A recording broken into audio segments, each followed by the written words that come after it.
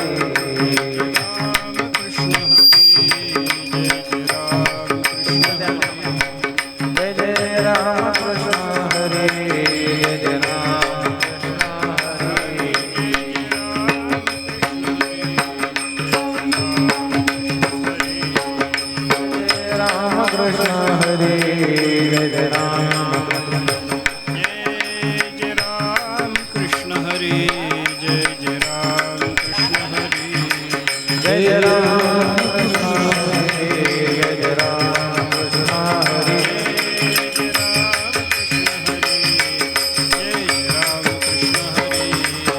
जय राम कृष्ण हरि जय राम कृष्ण हरि जय राम कृष्ण हरि जय राम कृष्ण हरि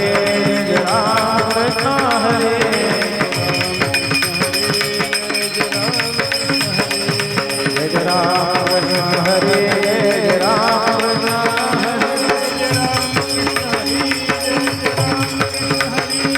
जय जय राम कृष्ण हरि जय राम कृष्ण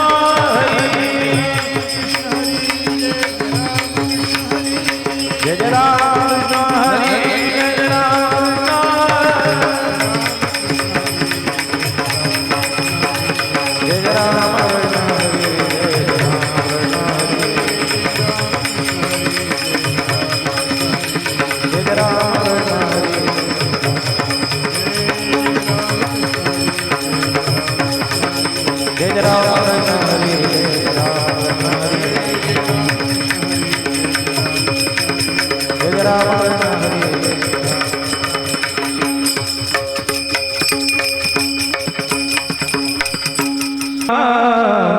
राम जी होई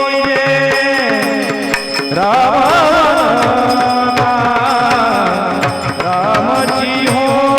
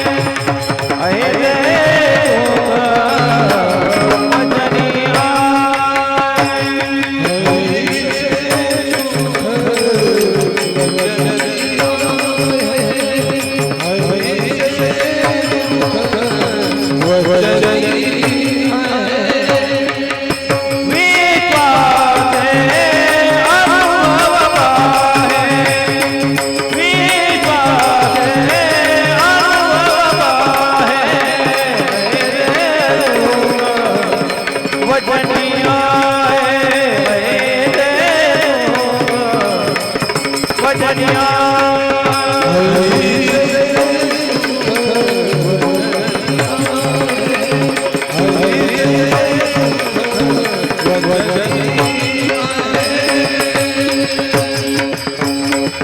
घ्नाः प्रणश्यन्ति सिद्ध्यन्ति च मनोरथाः ॐ योऽन्तः प्रविश्य मम वाचमिमां प्रसुप्तां सञ्जीवयत्यखिलशक्तिधरस्वधाम्ना अन्यांश्च हस्तचरणश्रवणत्वगादीन् प्राणान्नमो भगवते पुरुषाय तुभ्यं पुंडलीकवरदा श्री ज्ञानदेव तुकाराम राजा भगवान की जय यः पृथ्वीभरवारणाय दिविजैः सम्प्रार्थितश्चिन्मयः सञ्जातः पृथिवीतले रविकुले मायामनुष्यो व्ययः निश्चकर्महतराक्षसः पुनरगात् ब्रह्मत्वमाद्यां स्थिरां कीर्तिं पापहरां विधाय जगतां तंजानकीशं भजे. आजपासून आपण रामचंद्र प्रभूची कथा पाहणार आहोत. रामायणाची कथा पाहायची आहे. अध्यात्म रामायणाच्या आधारानं आपण रामचंद्र प्रभूचं 5-7 दिवसामध्ये चरित्र पाहण्याचा प्रयत्न करणार आहोत. ही रामाची कथा आहे. रामाची कथा पाहायची कशाकरता याचा जर विचार केला तर आपण पुरुष आहेत आणि तो पुरुषोत्तम आहे. पुरुषोत्तमाची पदवी प्राप्त करून घेण्याकरता पुरुषानं पुरुषोत्तमाचं चरित्र पाहावं. आपल्याला जे व्हायचं आहे त्याचं चरित्र पाहिलं म्हणजे तशा पद्धतीची अवस्था आपल्याला प्राप्त करून घेता येते असा विचार आहे. कसं आहे, सिद्धस्य लक्षणाने साधकस्य साधनानि भवन्ति असा एक नियम जगद्गुरू शंकराचार्य सांगतात. आपल्याला जी पदवी प्राप्त करून घ्यायची आहे त्या पदवीला जे प्राप्त झालेले महात्मे आहेत त्यांचं चरित्र पाहावं. ते जसे वागले तसं जशा पद्धतीचं त्यांचं आचरण होतं तशा पद्धतीचं आचरण तशा पद्धतीची क्रिया करण्याचा प्रयत्न केला म्हणजे आपल्याला सुद्धा ती अवस्था प्राप्त होऊ शकते. हा विचार त्याच्यातून आपल्याला लक्षात घेतला पाहिजे बरं का. कसं असतं बघा, आपल्याला जे मिळवायचं त्याचं चरित्र पाहावं. ज्याची अवस्था आपल्याला प्राप्त करून घ्यायची आहे त्याच्या अवस्थेचा विचार करावा आणि तशा पद्धतीचं लक्षण आपण आपल्या अंगी बाणवलं की आपल्याला तशी अवस्था प्राप्त होते. एक आयुर्वेदातलं उदाहरण त्याच्याकरता सोपं असं सांगण्यासारखं उदाहरण म्हणजे मनुष्याला शास्त्राने असं सांगितलं, आयुर्वेदाने असं सांगितलं, ज्याला झोप लागत नाही अशा मनुष्यानं काय करावं. बऱ्याच दिवसापासून झोप लागत नाही, झोपेचे सगळे औषधं संपले, आता झोप लागतच नाही. अशा अवस्थेमध्ये शेवटचा उपाय म्हणून आयुर्वेदानं सांगितलं त्यानं झोपलेल्या माणसाच्या लक्षणाचा अभ्यास करावा आणि ते लक्षण अंगी बनवायचा प्रयत्न करावा. झोप लागते म्हणे. झोपलेला माणूस जसा लांब पडला तसं याने लांब पडावं. झोपलेल्या माणसानं ज्या पद्धतीने डोळे मिटले तसे याने डोळे कायम मिटायचे नाहीत बरं का, थोड्या वेळाकरता मिटायचे. झोपलेल्या माणसाने आपलं मन जसं निर्मनस्क केलं, विचाररहित केलं, आपल्या मनामध्ये कोणत्याही प्रकारचा विचार झोपलेल्या माणसाच्या जसं आपल्याला दिसत नाही तशा पद्धतीनं आपण आपलं मन निर्मनस्क करण्याचा प्रयत्न करावा. आपल्या अंतःकरणामध्ये कोणत्याही प्रकारचा विचार येणार नाही अशी अवस्था आपण संपादन करावी. अशी अवस्था संपादन केल्याच्या योगानं माणसाला झोप लागू शकते. म्हणजे झोपलेल्या माणसाच्या लक्षणाचा विचार करा, ते लक्षण आपल्या अंगी बाणवा. जसं ते लक्षण आपण आपल्या अंगी बाणवत चालू तशी आपल्याला झोप लागणं म्हणजे ती अवस्था प्राप्त होते. याचा अर्थ काय झाला, ज्याची अवस्था मिळवायचं आहे त्याच्या लक्षणाचा अभ्यास करा आणि आपण त्या अवस्थेला प्राप्त व्हा. हा जसा प्रकार आहे तसं आपलं आणि रामचंद्र प्रभूचं नातं काय आहे याचा विचार जर केला तर आपण पुरुष आहोत आणि तो पुरुषोत्तम आहे बरं का. भगवद्गीतेच्या 15व्या अध्यायामध्ये पुरुषोत्तमाच्या संबंधाने भगवंतांनी विचार सांगितलेला आहे. पुराण पुरुषोत्तम योग असंच 15व्या अध्यायाचं नाव ठेवलेलं आहे भगवंतांनी बरं का. आणि तो पुरुषोत्तम योग आहे म्हणजे काय, पुरुषोत्तम म्हणजे पुरुषामधला जो सर्वश्रेष्ठ उत्तम पुरुष त्याच्या संबंधानं बोध देणारा सगळा विचार आपल्याला 15व्या अध्यायामध्ये पाहायला सापडतो. 2-3 पद्धतीनं पुरुषाच्या संबंधानं विचार भगवंताने सांगितलेला आहे. क्षर पुरुष, अक्षर पुरुष आणि त्याच्यानंतर शेवटी सांगितला तो उत्तम पुरुष. असा 3 प्रकारचा पुरुषाच्या संबंधानं विचार सांगितला. पुरुष म्हणजे जीव, पुरुष शब्दाचा अर्थ जीव किंवा परमात्मा अशा पद्धतीचा आपल्याला करता येतो. पुरुष शेते अयम पुरुषः, जो पुरामध्ये शयन करतो त्याला म्हणायचे पुरुष. आणि पुर शब्दाचा अर्थ शरीर असा आहे. आपल्या शरीरामध्ये ज्याचं शयन चालू आहे, आपल्या शरीरामध्ये जो येऊन पडलेला आहे, आपल्या शरीरामध्ये जो राहतो आहे आणि आपण झोपतो त्यावेळेला तो सुद्धा आपल्या शरीरामध्ये जो झोपत असतो त्याचं नाव आहे पुरुष. पुरीमध्ये राहणारा, शरीर नावाच्या पुरामध्ये येऊन जो पडलेला आहे त्याचं नाव आहे पुरुष. मग हा पुरुष 2 प्रकारचा असू शकतो. जीवालाही पुरुष म्हणता येतं आणि परमात्म्याला आपल्याला पुरुष म्हणता येतं. कारण आपल्या शरीरामध्ये कोण येऊन बसलेला आहे याचा विचार जर आपण केला तर जीवही आपल्या शरीरात आहे आणि परमात्माही आपल्या शरीरात आहे, अशा पद्धतीचा विचार शास्त्राने सांगितलाच की नाही. अंगुष्ठमात्रं पुरुषं निश्चकर्ष यमो बलात्. ते सत्यवान सावित्रीच्या कथेमध्ये महाभारतामध्ये आलेलं वर्णन जर आपण पाहायला लागलो तर यमानं काय केलं, यमधर्म त्या सत्यवानाच्याकडे आला आणि सत्यवानाच्या शरीरातून त्यानं अंगठ्या एवढा पुरुष काढून घेतला, असं वर्णन आहे. आता अंगठ्या एवढ्या ज्या पुरुषाला यमाला धरून नेता येतं तो पुरुष कोण असणार आहे? हो, तो देव असणार आहे का जीव असणार आहे? जीवच असणार. देवाला काही धरून नेणं त्याला शक्य होत नाही. अंगठ्या एवढा पुरुष एक आपल्या शरीरामध्ये आहे आणि त्याचं यमाने हरण केलं. यमाने त्याला बळजबरीनं बांधून ओढून दिलं सत्यवानाच्या शरीरातून. हे महाभारतातलं वर्णन वाचत असताना तिथं पुरुष शब्द आला. अंगठ्या एवढा पुरुष यमाने काढला सत्यवानाच्या शरीरातून. अंगठ्या एवढ्या पुरुषाला काढून यम घेऊन चालला असं जे वर्णन आहे तिथं अंगठ्या एवढा म्हणून सांगितलेला जो पुरुष आहे तो पुरुष कोण? जीवात्मा. त्या जीवात्म्यालाही पुरुष शब्द आहे आणि परमात्म्यालाही पुरुष शब्द आहे. आपल्या सर्वांच्या शरीरामध्ये राहणारा पुरुष कोण असेल? परमात्मा आहे. परमात्मा ईश्वर सर्वभूतानां हृद्देशे अर्जुन तिष्ठती. देवाने स्वतः सांगितलं सर्वांच्या हृदयामध्ये ईश्वर राहतो. सर्वांच्या हृदय देशी मी अमुका हे ऐसे बुद्धिस्फुरे जे अहर्निशी ते वस्तुगामी. सर्वांच्या हृदयामध्ये परमात्मा आहे. म्हणजे सर्वांच्या हृदयात राहणाऱ्या पुरुषाचं दोन पद्धतीनं वर्णन आपल्याला प्राप्त झालं. एक जीवात्मा नावाचा पुरुष आहे आणि एक परमात्मा नावाचा पुरुष आहे. दोन्ही एकच आहेत. ऐका, उपाधीच्या भेदानं त्यांना दोन वेगळ्या वेगळ्या पद्धतीचे नामं प्राप्त झालेली आपल्याला पाहायला सापडतात. त्या पुरुषाचा विचार करत असताना अजून 2-3 पद्धतीनं विचार करताना गीतेनं असं सांगितलं. एकाचं नाव क्षर पुरुष आहे. क्षरः सर्वाणि भूतानि कूटस्थोक्षर उच्यते उत्तम पुरुषस्त्वन्यः परमात्मा इति उदाहरतः. असं भगवंतांनी गीतेमध्ये वर्णन केलेलं आहे. सगळ्या शरीरांना उद्देशून जो पुरुष शब्द लावलेला आपल्याला पाहायला सापडतो तो शरीराच्या बद्दलचा विचार जर पाहिला तर हे सगळे क्षर पुरुष म्हणजे नष्ट होणारे. आणि या शरीरामध्ये शयन करणारा जो जीवात्मा नावाचा पुरुष आहे तो स्वतः कसा आहे? अक्षर पुरुष आहे. अक्षर म्हणजे त्याचा नाश होत नाही. न जीवो म्रियते. उपनिषदाची भाषा आपण जर पाहायला लागलो तर जीव मरण पावत नाही. जीवादपेतम सर्वं म्रियते. जीवाला सोडून सगळं मरतं. जीव ज्या शरीरात राहिला ते शरीर मेलं का जीव मेला? कशाचा विचार करा ना. मरणाचा विचार जर आपण पाहायला लागलो तर जीव ज्या शरीरात राहिला ते शरीर मरतं. जीवात्मा तर निघून जातो. जीवात्मा निघून गेला म्हणजे तो मरण पावला नाही असा त्याचा अर्थ आहे. त्याला दुसरं शरीर प्राप्त व्हायला लागलं. एका शरीरातून दुसऱ्या शरीरात, दुसऱ्या शरीरातून तिसऱ्या शरीरात, असं 84 लक्ष योनीचं भ्रमण ज्याचं चालू आहे त्याच्याबद्दल जर विचार करायला लागलो तर तो देह आहे का जीवात्मा? जीवात्मा. तो मेला का? मेला नाही. एक देह मरायला लागला आणि त्याच्यातून बाहेर पडून तो दुसऱ्या देहाला प्राप्त व्हायला लागला. हे जीवात्म्याचं एका शरीरातून दुसऱ्या शरीरात जाणं कसं असतं? उपनिषदांनी त्याच्याकरता त्या गवतावर फिरणाऱ्या आळीचं उदाहरण दिलेलं आहे. गवतावर फिरणारी आळी. गवतावर फिरणारी आळी काय करते? त्या गवतावर हळूहळू शेंड्याला जाते आणि शेंड्याला गेल्याच्या नंतर ती आळी काय करते? दुसरी गवताची काडी धरते आणि मग पहिली काडी सोडते. दुसरी काडी धरेपर्यंत पहिली काडी सोडत नाही. जीवाचं सुद्धा तसंच आहे. हळूहळू शेंड्यापर्यंत जाणं म्हणजे देहाच्या अंतापर्यंत या जीवानं सरकणं आहे आणि शेवटाला गेल्याच्या नंतर दुसरं शरीर धरल्याशिवाय पहिलं शरीर सोडत नाही जीवात्मा.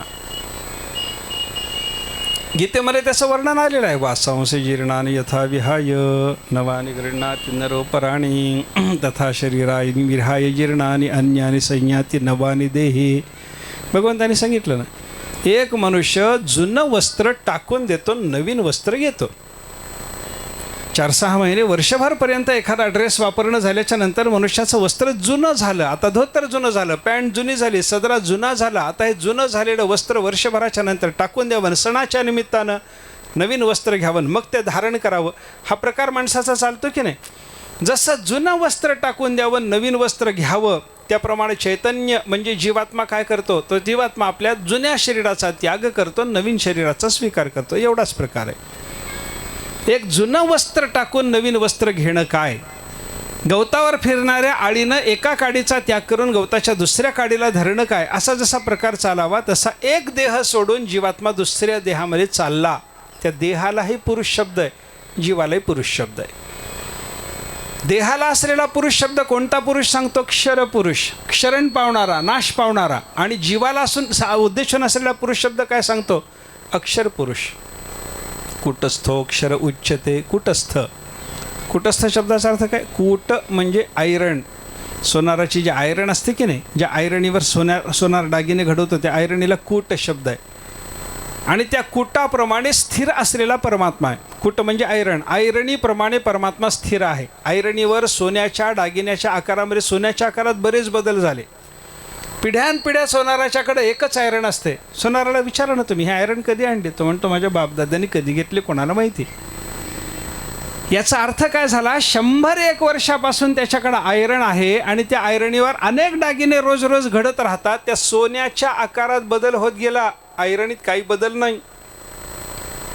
हा जसा आयरणीचा स्वभाव आहे तसं आयरणीसारखा असलेला परमात्मा, त्या परमात्म्याच्या अधिष्ठानावर जगाच्या रूपाचे दागिने अनेकदा घडत राहिले आणि मोडत राहिले. आज एक अंगठी आपण केली, सोनारानं आयरणीवरच अंगठी आपल्याला घडवून दिली आणि उद्या जाऊन जर आपल्याला ती अंगठी मोडून दुसरा दागिना करायची इच्छा झाली तर त्याच आयरणीवर सोनार पुन्हा ती अंगठी मोडून देतो आपल्याला. याचा अर्थ काय झाला? आयरणीवर दागिना घडतोही, आयरणीवर दागिना मोडतोही. आयरणीवर घडणाऱ्या दागिन्याच्या सोन्याच्या आकारामध्ये बदल होत राहतात, घडामोड होत राहते, पण आयरणीमध्ये काही घडामोड होत नाही. हा जसा प्रकार आहे तसं परमात्मा आयरणीसारखा अधिष्ठान आहे आणि अधिष्ठान असलेल्या परमात्म्याच्या अधिष्ठानावर जगाची घडामोड अनेकदा घडत राहते. जग निर्माण झालं, संपलं, प्रलय झाला, उत्पत्ती झाली, प्रलय झाला, उत्पत्ती झाली, प्रलय झाला. कुठं चाललं हे सगळं? परमात्म्याच्या अधिष्ठानावर चाललं आहे. आणि परमात्म्याच्या अधिष्ठानावर चालू असताना हा परमात्मा कसा आहे? कूटस्थ स्वरूपाचा आहे. कूटस्थ स्वरूपाचा आहे, त्याच्यामध्ये कोणत्याही प्रकारचा बदल नाही. पण कूटस्थ शब्दाचा अर्थ परमात्म्याकडे लावणं वेगळं आहे आणि कूटस्थ शब्दाचा अर्थ जीवामध्ये असलेला कूटस्थ वेगळा आहे. जीव कशाला म्हणतात याचा जर विचार आपण करायला लागलो तर अधिष्ठानतया देहद्वयावच्छिन्न चेतनः. कूटस्थ शब्दाचा अर्थ सांगत असताना जीवातल्या कूटस्थ शब्दाचा अर्थ सांगितला आहे पंचरशिकारांनी. अधिष्ठानतया देहद्वयावच्छिन्न चेतनः कूटवन निर्विकारेण स्थितः कूटस्थ उच्यते. जीव कशाला म्हणतात याचा जर आपण विचार करायला लागलो आणि कूटस्थ कशाला म्हणतात याचा जर विचार आपण करायला लागलो तर आरशामधले आपण समजा आरशामध्ये प्रतिबिंब पाहिलं. मी समजा माझ्या तोंडासमोर आरसा धरला आणि माझं प्रतिबिंब मी पाहायला लागलो तर माझं तोंड आरशातही दिसतं आणि इथंही असतं की नाही? माझ्या मानेवरही माझं तोंड आहे आणि आरशामध्ये माझं तोंड दिसायला लागलं. आरशात जे तोंड दिसायला लागलेलं आहे ते याचं प्रतिबिंब आहे का स्वतंत्र आहे? याचं प्रतिबिंब आहे. ते स्वतंत्र नाही, ते स्वतंत्र नाही, त्याला पराधीनता आहे. आरशामध्ये दिसणाऱ्या प्रतिबिंबाला आरसा असावा त्यावेळेला ते प्रतिबिंब दिसणार आहे. तसं बुद्धीमध्ये पडलेलं चैतन्याचं प्रतिबिंब त्याला शास्त्राने जीव म्हणलं आहे. बुद्धी आरशासारखी आहे आणि आपल्या बुद्धी नावाच्या आरशासारख्या स्वच्छ तत्वामध्ये चैतन्याचं पडलेलं प्रतिबिंब त्याचं नाव काय आहे? जीव. आणि ते प्रतिबिंब ज्याचं पडलं त्या चैतन्याला उद्देशून शास्त्रामध्ये कूटस्थ शब्द आहे. समोर आरशात माझं मुख दिसलं ते प्रतिबिंब आहे, तसा जीव आहे. आणि माझं मस्त हे मानेवर असलेलं जे मुख आहे तशा पद्धतीनं ज्या चैतन्याचं ते प्रतिबिंब पडायला लागलं त्या चैतन्याला काय म्हणतात? कूटस्थ. आणि हा कूटस्थसुद्धा ज्या मूळ चैतन्याशी एकरूप आहे त्या मूळ चैतन्याला काय म्हणायचं? परमात्मा. आपण कुठून निघालो? क्षरपुरुष, अक्षरपुरुष, उत्तम पुरुष. क्षरपुरुष कोण आहे? सगळी शरीरं, जीवात्मा. अक्षरपुरुष कोण आहे? कूटस्थ. आणि उत्तम पुरुष कोण आहे? परमात्मा. आपण क्षरपुरुषाच्या अवस्थेमध्ये आत्ता आहोत, पहिल्या अवस्थेत आपण आहोत आत्ता. आपण स्वतःला जीव समजणारे आहोत. मी एक जीव आहे, मला काहीतरी सुखदुःख आहे, मला देह आहे, मला सूक्ष्म देह आहे, मला प्राण आहे, मला बुद्धी आहे, हे सगळं माझं आहे. आणि या सगळ्याचे धर्म आपल्या ठिकाणी आपण धरून बसून आहोत. त्याच्यामुळं आपलं नाव आहे क्षरपुरुष जीवात्मा. ही जीवात्म्याची अवस्था आपली घालवायची. आपल्याला हळूहळू देहादिकाचं तादात्म्य घालवायचं आहे. मी देह आहे या भावनेत जोपर्यंत जीवात्मा आहे तोपर्यंत समाधान त्याला मिळतच नाही बरं का. देह नव्हे मी हे सरे उरला उरे विठ्ठल, उरला उरे विठ्ठल, उरला उरे विठ्ठल. देह नव्हे मी हे सरे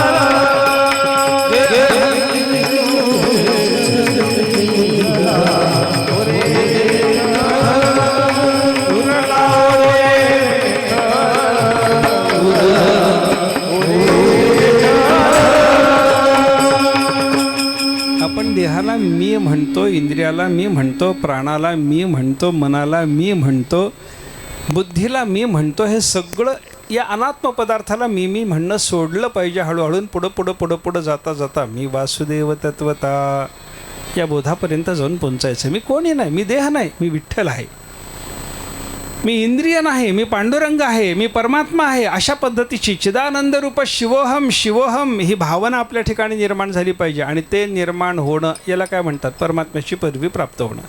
स्वतःला जीव समजतोस ना, ही जीवाची उपाधी सगळी सोडून दे आणि परमात्म्याच्या रूपाला प्राप्त हो. याला म्हणतात उत्तम पुरुषाच्या स्वरूपाला प्राप्त होणं. म्हणजे आपण कोण आहोत?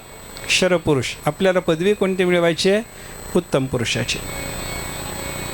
मग उत्तम पुरुष कोण आहे? परमात्मा रामराय उत्तम पुरुष आहेत ना.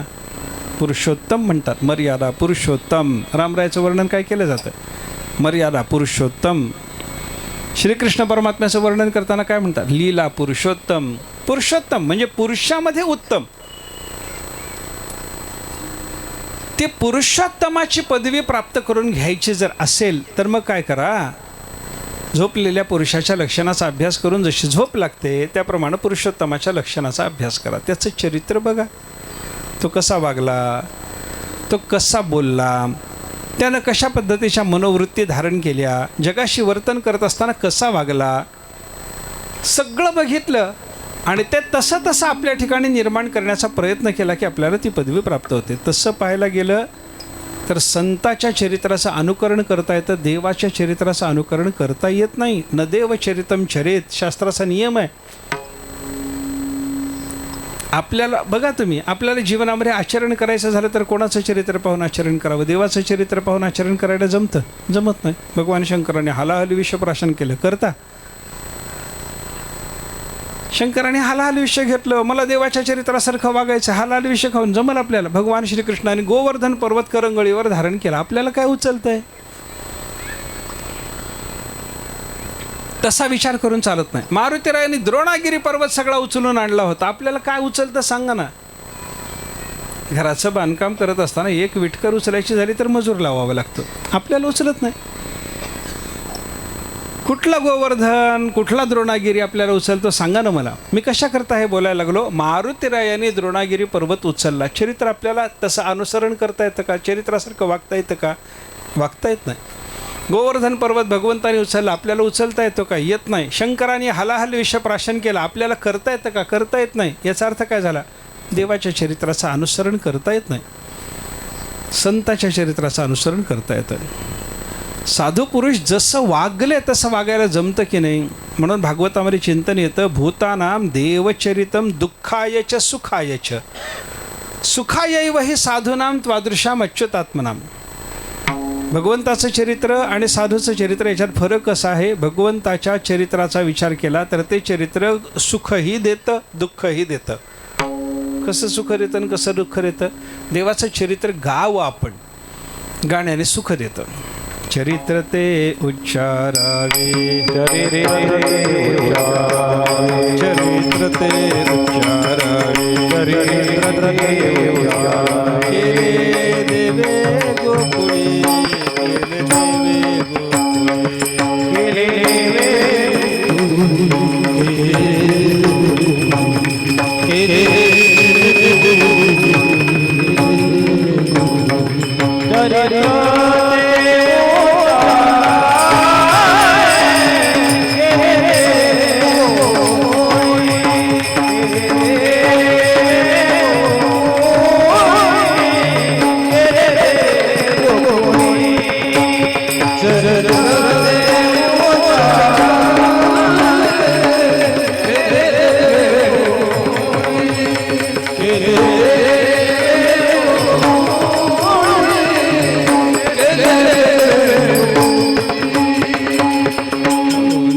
चरित्राबद्दल बोलत होतो. देवाचं चरित्र आचरण केलं तर आपल्याला सुख देणार नाही, गाण्यानं सुख देणार आहे. चरित्र ते उच्चारावे, सगुण चरित्रे परमपवित्रे सादर वर्णावी.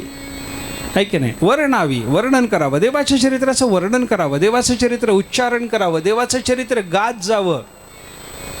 काय होतं त्याच्याने? सुख प्राप्त होतं. आणि देवाच्या चरित्राचं आचरण करण्याचा प्रयत्न केला की दुःख होतं.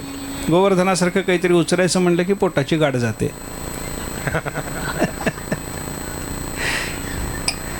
तसं जमत नाही. चरित्राचं आचरण नाही, देवाच्या चरित्राचं आचरण नाही, उच्चारण करायचं. म्हणजे उच्चार केला तर देवाचं चरित्र सुख देणारं आणि आचरण केलं तर देवाचं चरित्र दुःख देणारं. साधूकडं चला. संताच्या चरित्राचा जर आपण विचार करायला लागलो तर संताचं चरित्र गाण्यानंही सुख देतं आणि संताचं चरित्र आचरण्यानंही सुख देतं.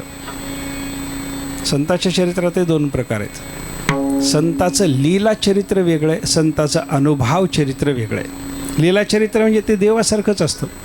ज्ञानोबारांनी भिंत चालवली, आपल्याला चालवायला येते. चालवली भिंत ज्ञानेश्वर महाराजांनी. आपल्याला सगळे संत महात्मे सांगतात चालविली जड भिंती, आहे की नाही. जड असलेली दगडा मातीची भिंत ज्ञानोबाराला चालवायला आली. म्हणून मी ज्ञानेश्वर महाराजाचा भक्त आहे म्हणून एका भिंतीवर बसून चल बाई म्हणून त्या भिंतीला घोड्याला म्हणल्यासारखं म्हणायला लागलो तर चालेल का? उपयोग आहे का? सांगा ना मला. काही उपयोग होत नाही, काही उपयोग होत नाही. चरण सेवा पांडुरंगा, तुझी चरण सेवा उपवास पारणी राखिला दारवंटा, उपवास पारणी राखिला दारवंटा, उपवास पारणी राखिला दारवंटा, उपवास पारणी राखिला दारवंटा.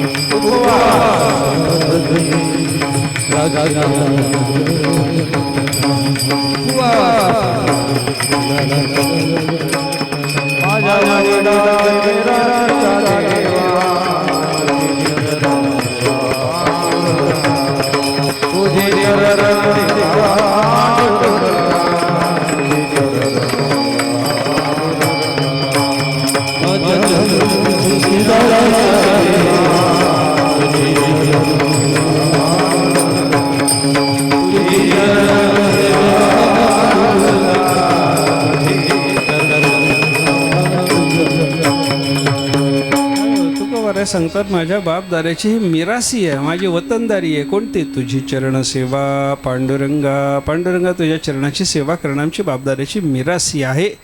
म्हणून तुकाराम महाराज देवाच्या चरणाची सेवा करतात. आपल्याला करता येते. मी कशाकरता बोलायला लागलो? तुकाराम महाराज सदेह वैकुंठाला गेले तसं आपल्याला जाता येत नाही, पण तुकाराम महाराजांनी देवाची सेवा केली, करता येते.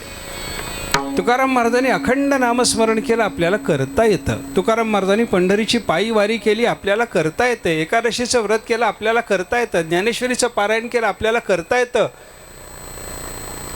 म्हणजे एक जे चरित्र आहे त्या चरित्राचं आचरण आपल्याला करता येतं. देवाच्या कोणत्याच चरित्राचं आचरण करता येत नाही. देवाच्या चरित्राचं आचरण नाही. एक संताच्या चरित्राचं सुद्धा देवासारखं जे अद्भुत चरित्र आहे त्याचं आचरण करता येत नाही. माणसासारखं जे चरित्र आहे त्याचं मात्र आचरण करता येतं. हा विचार आहे. मी कशाकरता बोललो? रामरायाचं चरित्र जर पाहिलं तर ते असं गमतीचं आहे. ते आहे देवाचं, पण सगळं चरित्र देवाने माणसासारखं दाखवलेलं असल्यामुळे त्या चरित्राचं सगळं अनुसरण करता येतं. जसं संताच्या चरित्राचं आचरण करता येतं त्याप्रमाणे रामाच्या चरित्राचंही आचरण करता येतं. रामाचं चरित्र गाताही येतं आणि रामाचं चरित्र आचरणातही घेता येतं. गायलं तरी सुख देतं. रामरायाचं चरित्र गायलं तरी सुख देतं आणि रामरायाचं चरित्र आचरणात घेतलं तरी सुख देतं. असं असल्यामुळं या चरित्राचा उच्चार करा, या चरित्राचा विचार करा, या चरित्राप्रमाणे आपलं चरित्र घडवण्याचा प्रयत्न करा. कसं वागावं हे आपल्याला ठरवता येतं. आपल्याला जी पदवी मिळवायची आहे ती पदवी मिळवण्याच्या दृष्टीने आपल्याला चांगलं वागलं पाहिजे. कसं आहे बघा, आपण जशी चरित्र पाहतो आणि जशा पद्धतीनं आपण आपलं जीवन घडवण्याचा प्रयत्न करतो तसं होत जातं आपल्या जीवनामध्ये. ज्ञानोबा आहे तुकोबा आहे पाहत तसंच होत जातं. हिरण्यकश्यपू हिरण्याक्षाचं चरित्र पाहून तसं वागण्याचा प्रयत्न केला तसंही होता येतं. रावणही होता येतं, कुंभकर्णही होता येतं, आपल्याला होता येत नाही समजू नका. कंसही होता येतं. पण काय व्हायचं आहे याचा विचार केला पाहिजे. रामादिवत वर्तितव्यम न तो रावणादिवत. शास्त्र आपल्याला शिकवतं. आपण रामायण ऐका आणि रामायण ऐकून कोणासारखं वागा? रामाप्रमाणे वागा. रावणासारखं वागण्यात मजा नाही बाबा. चरित्र ऐकून त्याचा जीवनावर होणारा परिणाम महत्त्वाचा असतो. एका ठिकाणी रामायण चालू होतं. खेड्यागावातून रामायण लावतात बघा, पोथी लावतात रामायणाची वारावर रात्रीच्या वेळेला सगळे लोक जमा होतात गावातले. एक जण वाचतो, एक जण अर्थ सांगतो, हां हूँ चालत राहतं. ते कथा चालते, वर्ष चालतं. एक अध्याय रोज वाचायचा म्हटल्यानंतर भावार्थ रामायणासारखा ग्रंथ लावला की वर्षभर चालतो. वर्षभर कथा झाली. कथेला थोडे 100-200 लोक गावातले जमा होत होते. कथा चालायची, रोज कथा झाली, चांगली झाली कथा. कथा संपल्याच्या नंतर ज्या दिवशी समाप्ती झाली त्या दिवशी एक गावातला सज्जन मनुष्य बघत होता कोण ऐकायला येतं, काय हा माणूस कसा, तो कसा. गावातलाच माणूस असल्यामुळे त्याला सगळ्याचा परिचय होता. हा चांगला आहे, हा वाईट आहे, हा चांगला आहे, माहीत होतं त्याला. त्यानं सगळ्या लोकांना बघितलं तर गावातला एक सगळ्यात चांगला मनुष्य, सज्जन मनुष्य तोही रामायणाला येत होता, आणि गावातला एक दुर्जन मनुष्य तोही रामायणाला येत होता. वर्षभर दोघांनी रामायण ऐकलं. ह्या गावातल्या एका शहाण्या माणसाच्या मनामध्ये विचार आला, दोघांनी रामायण ऐकलंय, काय रामायणातून शिकले विचारावं तरी. सज्जनालाही विचारावं, दुर्जनालाही विचारावं, म्हणून विचार थांबला. सगळे लोक दर्शन घेऊन बाहेर पडताना, वर्ष संपलं, रामायणाची समाप्ती झाली, दर्शन घेऊन सगळे बाहेर पडताना तो दारात उभं राहिला. आणि पहिल्यांदा तो दुर्जन मनुष्य जो होता गावातला, तो नमस्कार करून निघाला भराभरा मंदिराच्या बाहेर तो पडत असताना त्या शहाण्या माणसाने त्याला नमस्कार केला. नमस्कार हो म्हणे. नमस्कार. कथेला येत होतात म्हणले तुम्ही? येत होतो. वर्षभर सगळं रामायण ऐकलं का? हा म्हणलं वर्षभर ऐकलं. म्हणून आपण एक दिवस खाडा नाही. हे कोणाची भाषा? दुर्जनाची. आपलं तसं नसतं म्हणलं, एकदा ठरलं म्हणजे ठरलं. वर्षभर ऐकायचं ठरलं होतं, वर्षभर ऐकलं म्हणलं, एक दिवस खाडा नाही आपला. ऐकलं आपण, सबंध रामायण ऐकलं. काही शिकलात का रामायणातून? शिकलो म्हणलं. काय शिकलात? त्यानं काय सांगावं? सबंध रामायण ऐकलं, रामायणातून एक गोष्ट शिकलो म्हणला, लोकाची बायको पळवून न्यावीन, मेलं तरी परत करू नये म्हणलं. शिकलंस? वा वा वा. नमस्कार केला त्यानं. जा म्हणले बाबा, या या या या, निघा. लोकाच्या कानावर तरी पडू देऊ नका तुमचे शब्द. बाहेर पडला तो, निघून गेला. गावातले सगळे लोक हळूहळू चालले. आणि शेवटी सज्जन जो मनुष्य होता ना रामायणाला येणारा, तो राम राम राम राम राम राम जप करत करत करत करत मंदिराच्या बाहेर आला. ह्यानं त्यालाही नमस्कार केला. नमस्कार उभा, नमस्कार. रामायणाला येत होतं म्हणलं, रोज येत होतात. काय करावं म्हणलं, दुसरं काही काम नाही घरामध्ये, म्हणून कथा ऐकायला, रामाची चरित्र कथा ऐकायला मिळते म्हणून येऊन बसत होता. हे सज्जनाचं उत्तर. दुर्जन हाय, आमचं ठरलं म्हणजे ठरलं, हे दुर्जनाचं उत्तर. आणि सज्जन मनुष्य कसं बोलला, काही नाही हो, काम नाही दुसरं, काय करता, घरात बसून राहण्याच्या पेक्षा इथं येत होतं, चांगलं ऐकायला मिळतं, कथा ऐकायला मिळते, देवाच्या चरित्राचे शब्द कानावर पडतात म्हणून आलो. वा वा, चांगलं झालं. वर्षभर ऐकलं म्हणलं, ऐकलं सगळं रामचरित्र ऐकलं, काही घेतलं का हो त्याच्यातून? तुम्ही घेतलं का? शिकलो म्हणला. काय शिकलास? त्या सज्जनानं उत्तर फार छान दिलं. तो म्हणला, यांती न्याय प्रवृत्तस्य तिर्यंचोपि सहायताम अपथेन तु गच्छन्तं सोदरोपि विमुंचते. त्यानं सांगितलं 2 गोष्टी रामायणातून मी शिकलो. काय शिकलास बाबा? न्यायाच्या मार्गानं माणसानं चालावं, अन्यायाच्या मार्गानं चालू नये. काय कशातून लक्षात आलं? तो म्हणायला लागला, न्यायाच्या मार्गानं जो चालतो त्याला जनावरंसुद्धा मदत करतात, आणि अन्यायाच्या मार्गानं जो चालतो त्याला सख्खा भाऊसुद्धा सोडून जातो. रामायणात आहे की नाही?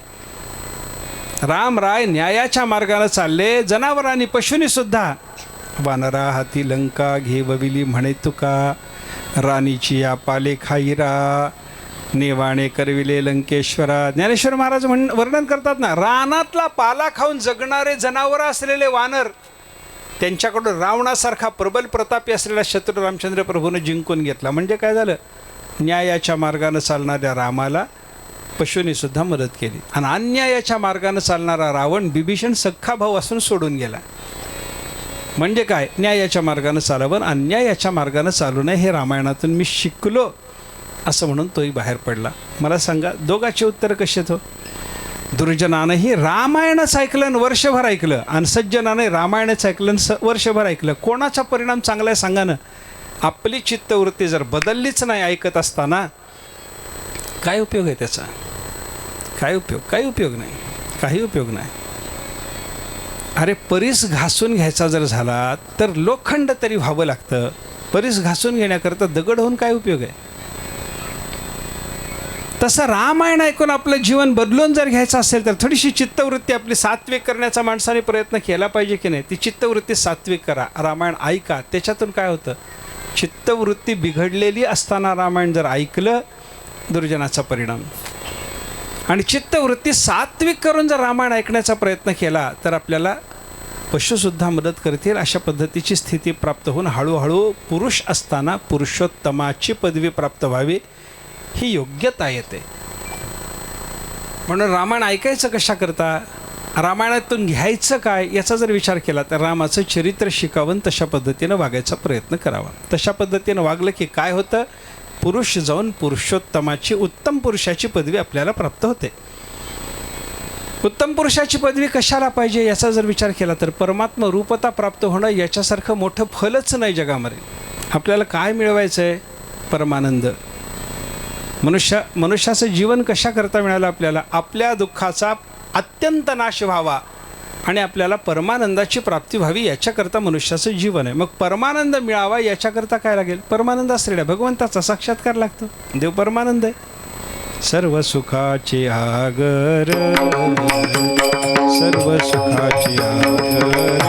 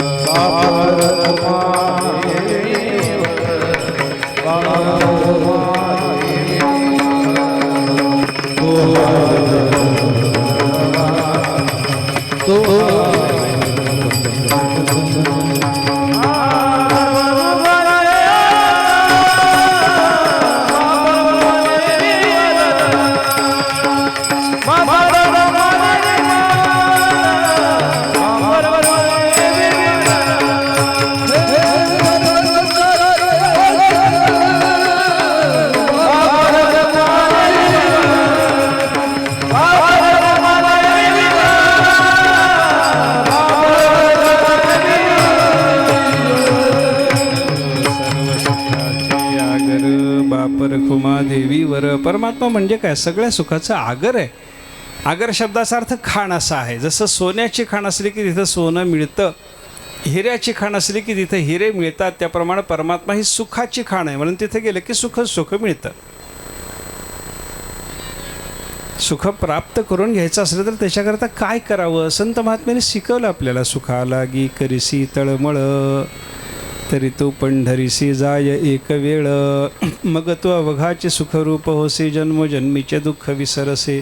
आपल्या पाठीमागचं दुःख थांबावं आणि आपल्याला आनंद मिळावा, तो कायमचा मिळावा आणि परमानंद मिळावा अशी अवस्था जर पाहिजे असेल तर त्याच्याकरता एकच काम करा, तरी तो पंढरीसी जाय एक वेळ. तिथं काय आहे, सगळ्या सुखाचा आगर असलेला परमात्मा आहे.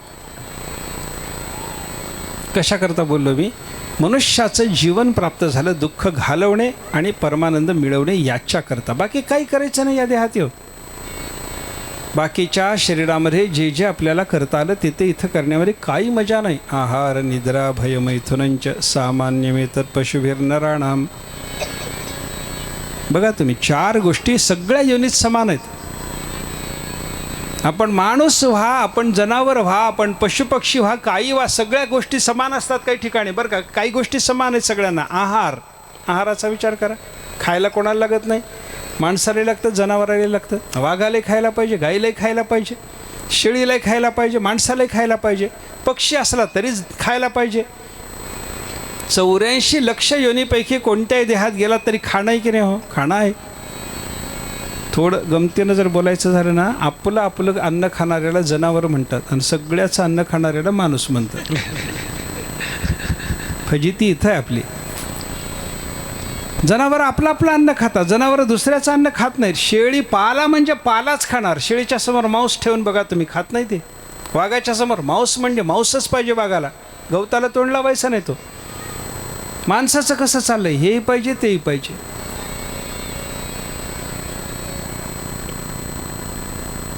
पण आहार सगळ्याला पाहिजे. मुद्दा ते विनोद जरी सोडला त्याच्यातला तरी आहाराचा विचार, सगळ्याला आहार आहे.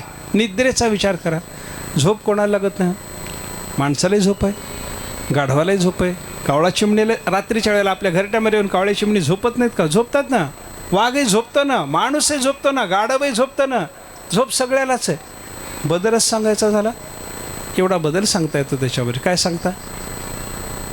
उकिरड्यावर झोपतं त्याला गाढव म्हणतात, आणि कीर्तनात येऊन झोपतं त्याला माणूस म्हणतात. फार झालं तर बदल एवढा, पण झोप आहे की नाही सांगा मला? सगळ्याला झोप आहे. भयाचा विचार करा. भय कोणाला नाही? आपल्यालाही भय आहे. माणसाला जसं भय तसं पशुपक्ष्याला भय नाही का? लाकूड घेऊन पाठीमागं लागल्याच्या नंतर जनावर पळून जातं की नाही? कुत्रा अंगावर धावत आल्याबरोबर आपण खडा उचलल्यासारखं नुसतं केलं तरी कुत्रं पळून जातं की नाही? याचा अर्थ काय झाला? त्यालाही भय आहे ना. वाघ जंगलामध्ये एखादा माणसाच्या अंगावर चवताळून येतो. का चवताळून येतो? त्याला ताकद आहे आणि याला मारून खायचं म्हणून नाही. त्याला माणसाची भीती वाटते, याच्यापासून आपल्याला अपाय आहे. मग यानं अपाय करायच्या आधी याला आपण इजा करून मोकळं करा म्हणून तो अंगावर चवताळून येतो. म्हणजे भय सगळ्यांना आहे, आहार सगळ्यांना आहे, निद्रा सर्वांना आहे, भय सर्वांना आहे, विषय सेवन सर्वांना आहे. मग माणसात आणि जनावरांमध्ये बदल काय राहिला? ज्ञानम हि तेषाम अधिको विशेषो. माणसाला ज्ञान मिळवता येतं, माणसाला देव ओळखता येतो, माणसाला पुरुष असताना पुरुषोत्तमाची पदवी मिळवता येते. हे माणसाच्या देहाचं महत्त्व आहे. मग ती पुरुषोत्तमाची पदवी प्राप्त करून घेण्याकरता काय करा? जो पुरुषोत्तम आहे त्या रामरायाचं चरित्र आपल्याला ऐकणं, त्या चरित्राप्रमाणे वागण्याचा प्रयत्न करणं, असं केलं की आपल्याला पुरुषोत्तमाची पदवी प्राप्त होते. हा विचार करून आपण रामायणाचा विचार पाहायला पाहिजे. आज पहिला दिवस आहे, आपल्याला प्रारंभाला थोडासा विलंब झाला. आत्ता इथं आपण थांबू, रामायणाची आरती करू आणि उद्यापासून मात्र वेळेवर आपण कथेला सुरुवात करून 5-7 दिवसामध्ये रामचंद्र प्रभूचं समग्र चरित्र पाहण्याचा आपण प्रयत्न करू. आपण चरित्र पाहायचं, चरित्र गायचं, चरित्राचा श्रवणातून आनंद घ्यायचा आणि नुसता श्रवणातून आनंद न घेता ते चरित्र आपल्या हृदयात साठवून त्याप्रमाणे कणभर तरी, मनभर चरित्र ऐकल्याच्या नंतर कणभर तरी देवाच्या चरित्राप्रमाणे वागण्याचा आपण प्रयत्न करावा, एवढाच याच्यातला उद्देश आहे. एकदा संतांचं नामस्मरण करू, रामायणाची आरती करून थांबू.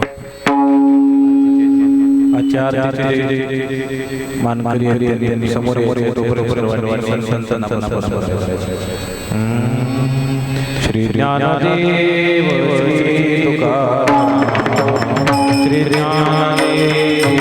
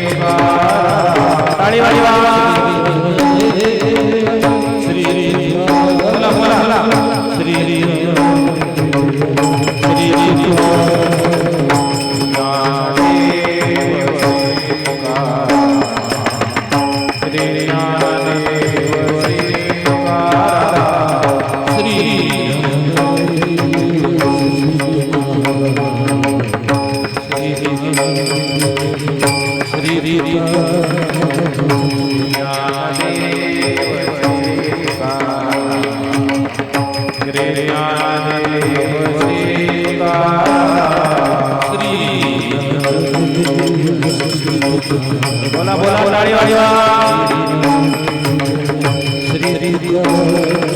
श्री ज्ञानदेव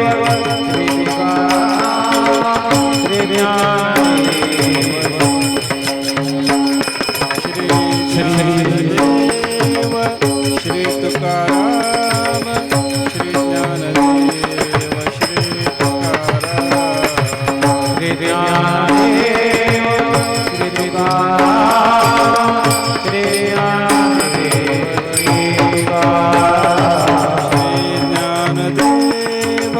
श्री तुकाराम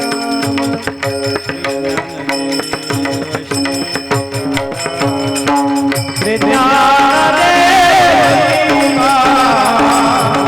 श्री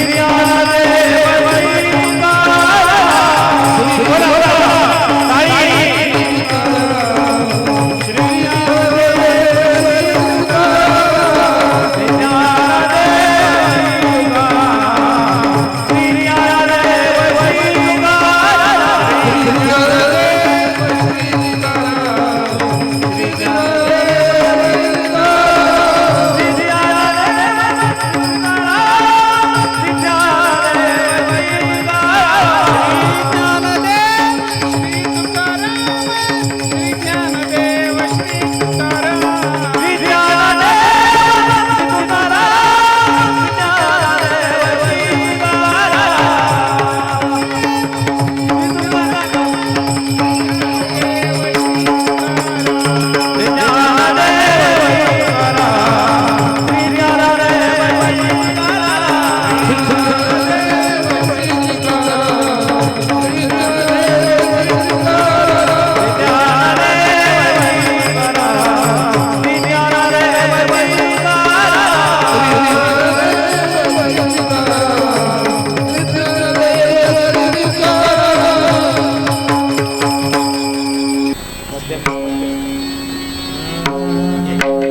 श्री राम जय राम जय जय राम श्री राम जय राम जय जय राम हरे श्री राम जय जय श्री राम श्री राम जय राम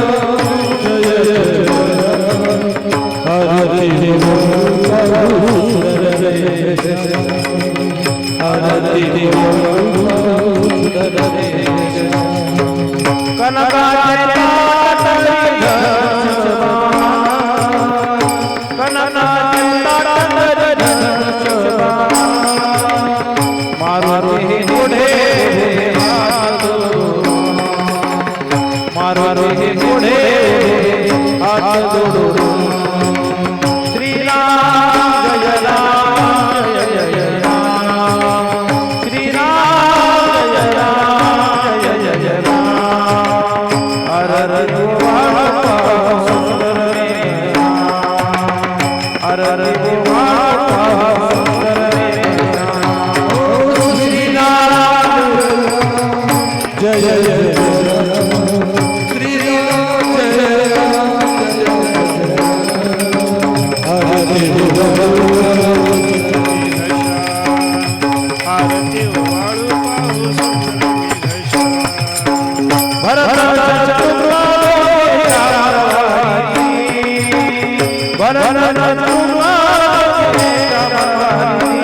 जय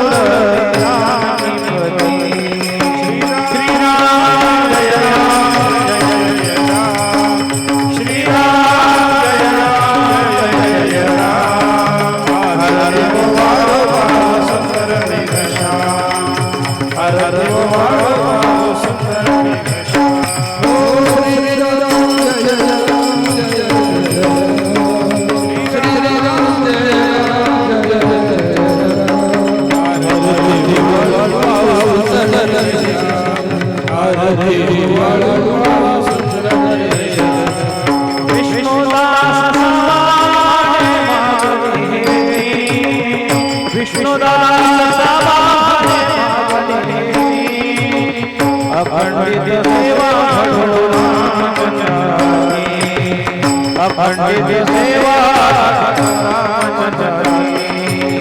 श्री राम जय राम जय जय राम श्री राम जय राम जय जय राम